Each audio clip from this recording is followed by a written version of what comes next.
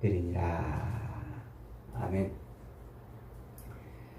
7월 22일 화요일입니다. 오늘은 민수기 23장 1절부터 30절까지 말씀입니다. 저주를 축복으로 바꾸신 하나님이란 제목입니다. 저주를 축복으로 바꾸시는 하나님. 가나안 땅을 향해 가는 이 마지막 여정에서 이제 이스라엘 백성들이 모압 평지에 진을 쳤어요. 요단강 건너편이에요. 이제 요단강만 건너면 이제 가나안 땅에 들어가죠. 이렇게 이 모압 평지에 진을 치자 그때 모압 왕을 통치하고 있던 이 모압을 통치하고 있던 모압 왕 발락이 두려움을 느꼈어요. 그래서 저 이스라엘을 망하게 하고 싶었죠. 그래서 당대에 뛰어난 점술가였던 발람을 이제 매수해가지고 그 발람으로 하여금 이스라엘을 저주해 달라고 그렇게 요청을 합니다. 발람은 자기에게 오는 그 많은 예물과 그리고 또 자기에게 보장된 그 암나를 자기의 그 암나를 기뻐하고 또 즐거워해서 그것을 바라고 이스라엘을 저주하기 위해서 650km나 되는 그 먼 길을 기꺼이 달려왔어요. 달려와서 드디어 이제 오늘 본문은 발람이 이 발락을 위해서 이스라엘을 저주하는 그런 내용입니다. 그래서 먼저 1절로 11절까지는 발람이 발락에게 7제단을 쌓고 각 제단에 수송아지 7마리와 순양 7마리를 준비해달라 부탁을 합니다. 이게 하나님을 흉내내는 거예요. 하나님의 제사를 흉내내는 거예요.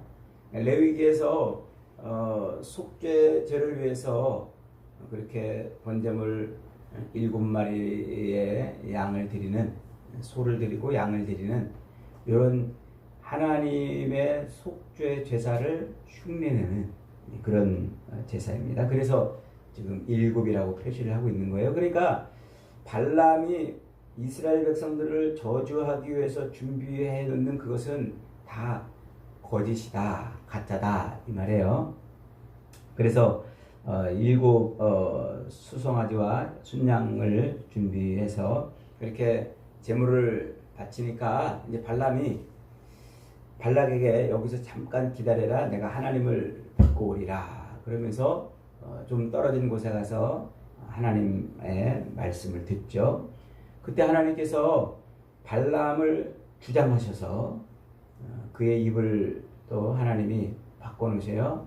그러면서 이스라엘을 저주하는 것이 아니라 축복하도록 말씀을 하세요. 그래서 이 돌아온 발람이 이스라엘을 향해서 이스라엘이 내려다 보이는 그 산꼭대기 위에서 이스라엘을 향해서 자기 입을 엽니다. 그러면서 이스라엘을 저주하는 것이 아니라 도리어 축복의 말을 쏟아놓는 거예요. 그러니까 발락이 깜짝 놀랐어요. 아니 이 이스라엘을 저주해달란 말이다. 저주하라고 너를 불렀지 이스라엘을 축복하라고 불렀냐 그랬더니 그가 하나님이 저주하지 아니하신 자를 내가 어찌 저주하며 여호와께서 꾸짖지 아니하신 자를 내가 어떻게 꾸짖으랴 라고 이렇게 선언하면서 이스라엘을 저주하는 것이 불가능하다 라고 이렇게 말을 합니다. 그러면서 이스라엘은 다른 모든 민족들처럼 살 것이 아니라 열방과는 구별된 다른 민족과는 구별된 민족으로 살도록 그렇게 선택받은 백성이다 그러죠. 그러면서 이스라엘은 여호와께 복받은 민족이라고 22장에서 한번 말씀을 한 것처럼 이스라엘 백성들은 저주가 아니라 하나님께 복받은 백성들이라고 그러는 거예요. 그러면서 뭐라고까지 얘기하냐면 자기의 끝이 자기 인생의 끝이 그렇게 하나님 앞에 복받는 인생이 되었으면 좋겠다 이렇게까지 말을 합니다.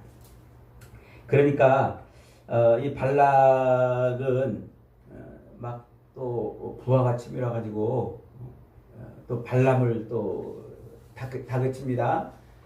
하나님을 향해서 하나님의 그 저주를 퍼부어야지 축복을 퍼부는 게 어딨냐. 그러면서 네가 여기 이스라엘을 전체를 내려다보는 장소에서 아마 뭔가 잘못 보고 그런 것 같으니까 다른 곳으로 가자. 그래서 이스라엘 백성들의 그 진영의 끝자락을 보는 그곳으로 이제 데려갔어요. 그리고 거기서 이제 역시 똑같이 제단을 쌓고 7제단을 쌓고 수송아지 7마리와 순양 7마리를 이제 바치죠. 그리고 발람이 다시 하나님을 만납니다. 그러자 또 하나님께서 그로 하여금 저주가 아니라 축복을 쏟아내도록 그의 입을 또 하나님이 틀어 막으십니다. 그렇게 해서 두 번째 예언을 시작하는데 발람의 입에서 무슨 말이 나옵니까? 하나님은 사람이 아니시니 거짓말하지 아니하시고 인생이 아니시니 후회가 없으시도다 라고 그럽니다. 그러면서 하나님의 그 변치 아니하시는 성품과 하나님의 입에서 나온 그 언약의 신실함이 얼마나 견고한가 하는 것을 이제 쫙 말씀을 하죠. 그러면서 하나님께서 이스라엘을 축복하시기로 바꿔놨기 때문에 그것을 누구도 변개할 수 없다. 하나님 자신도 이제 그 성품상 이스라엘을 축복하기로 작정하셨기 때문에 하나님이 이스라엘을 저주하지 아니하신다. 이렇게 이제 말합니다. 그러면서 하나님이 그들을 애굽에서 꺼내셨기 때문에 그들은 강성할 것이고 그들은 또 힘이 들소 같다. 그들이 아주 강한 힘을 가질 것이다. 그러는 것입니다. 그러면서 야곱을 해할 점술이 없고 이스라엘을 해할 복술이 없도다. 그 어떤 것도 이스라엘 백성들을 해할 점술이나 복술이 없다. 이렇게 말을 합니다. 그러면서 또 이스라엘을 축복하는 그 발람을 또 다그치는 발락을 향해서 또 한 번 말합니다. 내가 여호와께서 말씀하신 것을 그대로 다 전해야 된다고 당신에게 몇 번이나 얘기했습니까? 이것을 바꿀 수는 없습니다. 또 이렇게 말을 합니다. 그러니까 이 발락이 또 화가 났어요. 화가 나가지고 네가 지금 이스라엘의 실체를 몰라서 그런다. 그러면서 마지막 내가 너를 다른 곳으로 인도하니 혹이 거기서 하나님이 너를 기뻐하시면 네가 이스라엘을 저주하게 될 것이다. 그럽니다. 그러면서 이 광야가 내려다 보이는 부월산 꼭대기 그곳으로 또 데려갑니다. 그곳에서 이스라엘을 저주할 준비를 또 하는 것으로 오늘 본문이 끝납니다.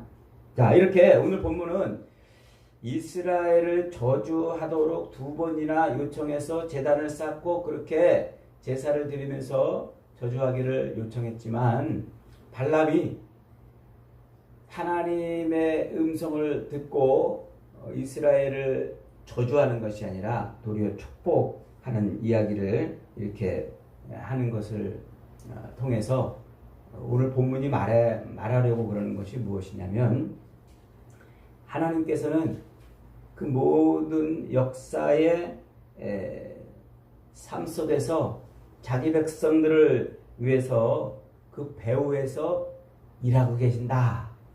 이걸 가르쳐 주는 거예요. 지금 저 산 아래에 있는 이스라엘 백성들은 이 산 꼭대기에서 무슨 일이 벌어지고 있는지 알까요? 모를까요? 알지 못해요.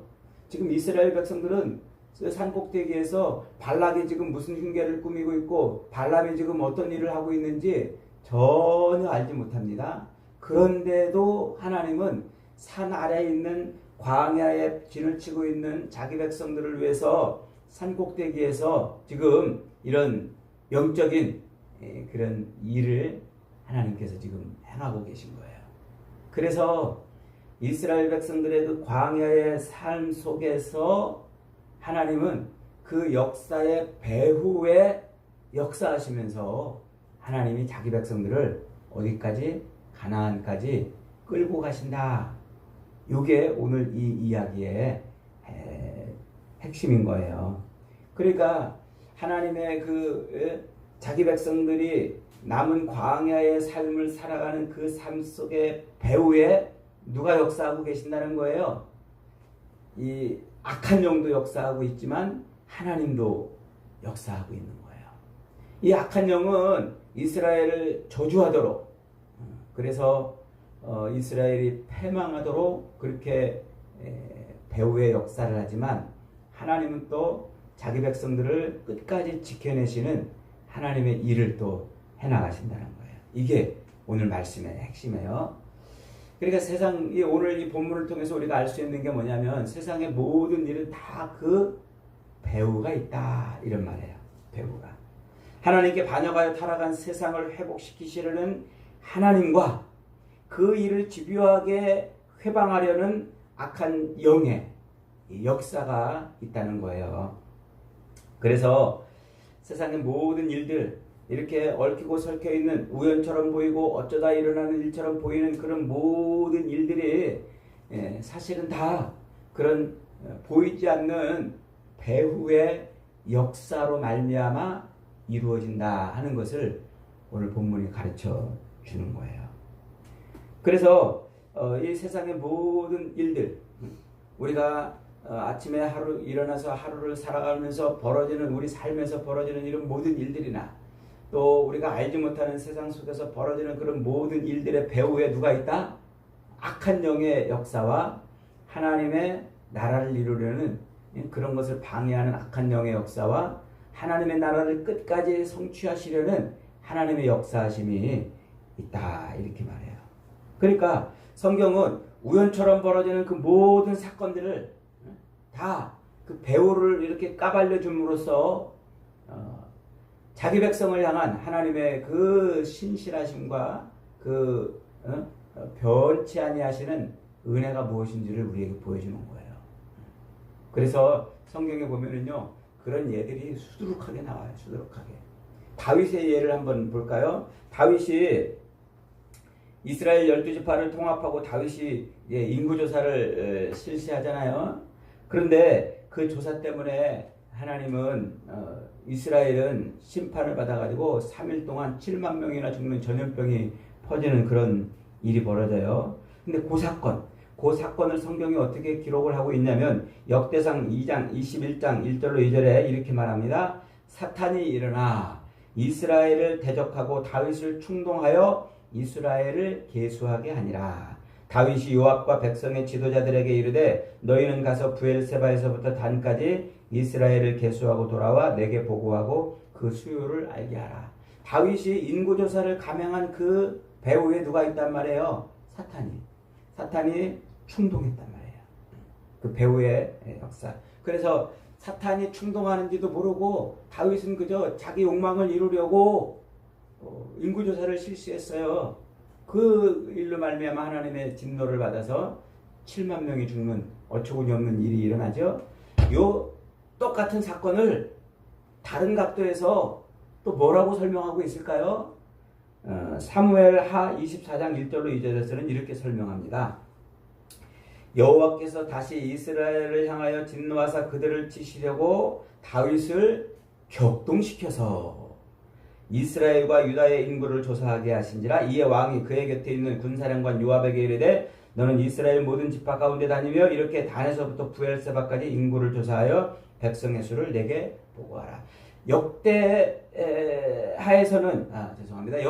21장에서는 사탄이 충동해서 다윗이 인구조사를 했다, 이렇게 설명하는데 사무엘 하에서는 하나님이 다윗을 격동시켜서 다윗이 인구조사를 했다, 이렇게 똑같은 사건을 놓고 이렇게 설명을 해요. 그러니까 이게 지금 무슨 얘기예요? 같은 사건 속에서도 사탄이 역사하기도 하고 하나님이 역사하기도 하는 거예요. 하나님께서 은혜로 세상의 모든 것을 하나님의 손 아래 주고 통치를 하시는데 그 은혜의 손을 거두시면 사탄이 역사하는 거예요. 하나님이 은혜의 손을 펼치시면 하나님의 은혜가 덮이는 거예요. 이게 세상의 모든 일의 배후의 작동 방법이에요. 작동 원리예요. 그러니까 하나님께서 하나님의 나라를 성취하시려고, 하나님께 반역하여 타락한 이 세상 가운데서 자기 백성들을 골라내서 하나님의 나라를 성취하시려고 하나님의 은혜의 손을 쫙 펼치면 악한 사탄의 역사는 사라져요. 그러나 하나님이 그 은혜의 손을 싹 거두면 악한 영이 발부둥치며 역사를 하게 되는 거죠.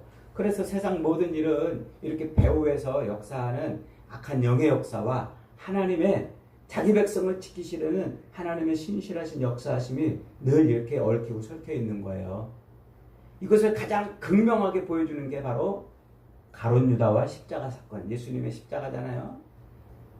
가룟 유다의 눈으로 이렇게 보니까 예수님이 자기의 욕심을 채워줄 것 같지 않았어요. 자기의 기대와 소망을 예수님이 이루어줄 것 같지 않았어요. 그래서 가룟 유다는 그 판세를 보고서 이제 예수님으로는 틀렸구나. 차라리 그냥 예수님을 팔아먹고 돈이나 받자. 그리고 예수님을 팝니다. 그런데 그 일이 어떻게 일어났다고요?